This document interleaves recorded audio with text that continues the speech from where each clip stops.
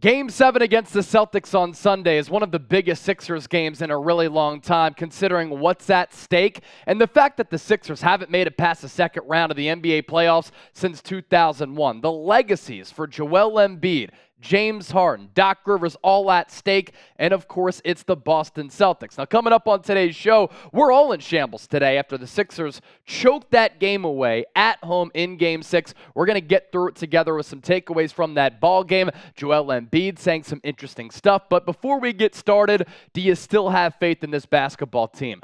Who you got in Boston, Game 7 on Sunday? 76 for the Sixers, BOS for the Celtics. Let us know in the comments, and let's start the show.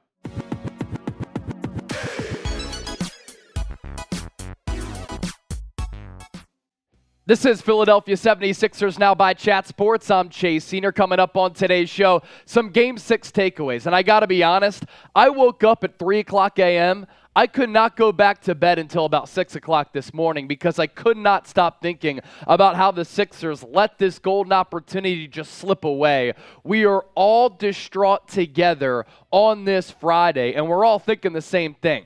Can the Philadelphia 76ers actually pull off what is seemingly impossible, go on the road and take down the Boston Celtics for a third time in this series? Now, I want to go through some key figures from Game 6, but I do want to set a reminder for a programming alert for everybody out there. We've been doing watch parties for all these playoff games against the Celtics. We're going to be running it back for Game 7, and each watch party that we've done, we've picked up more traction. We've gained some new subscribers. We've been able to get a lot of views, a lot of super chats as well. So shout out to everybody, including the homie Walter Miller, who's been pacing everything. Certainly a real one. Subscribe and join us on Sunday. F Boston Game 7 watch party. It's going to be awesome. If the Sixers lose, we're going to celebrate.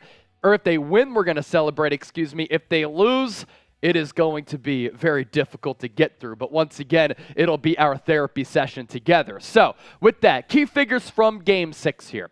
It's wild, right? Jayson Tatum had 3 points through 3 quarters on 1 of 13 shooting. He was 0 of 6 from downtown, 7 for his last 37 in the series.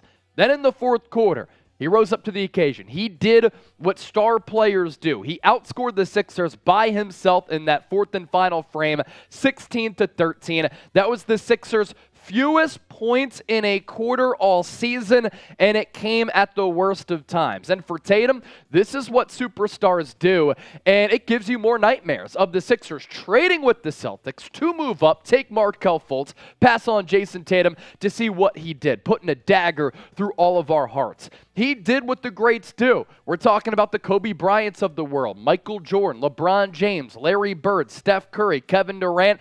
That was Jayson Tatum last night. And the reason why this defeat hurts all of us and why it's excruciatingly tough to get through, the Sixers were so close to getting over the hump. It was right in their grasp. The fans could taste it. We could all taste it. We thought that the Sixers were going to be making it to the Eastern Conference Finals for the first time since 2001 and beating the Celtics in a series for the first time since 1982. We thought the Sixers are finally going to exercise their demons. We thought this Sixers team is and was going to be different. James Harden finally was clutch in a playoff series in games 1 and 4. Joel Embiid balled out in game 5. They went on the road and had that pivotal matchup go in their favor, and teams that win a game 5, when the series is tied 2-2, they go on to win 70+% of the series, and now the Sixers could squander that opportunity. Philadelphia up 83-81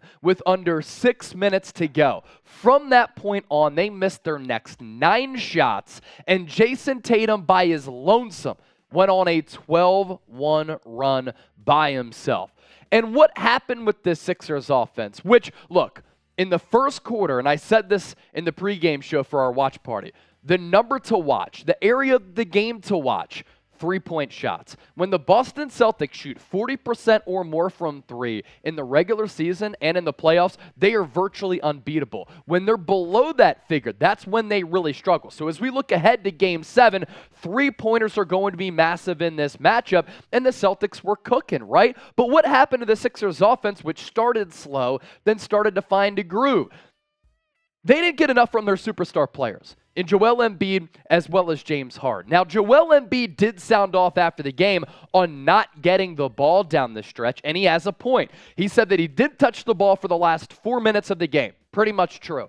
His final touch came at the 3:59 mark. I understand that Embiid, as the MVP, has to be more demanding of the basketball, but tell me how it's possible for Embiid to not get the rock from the 4-minute point on.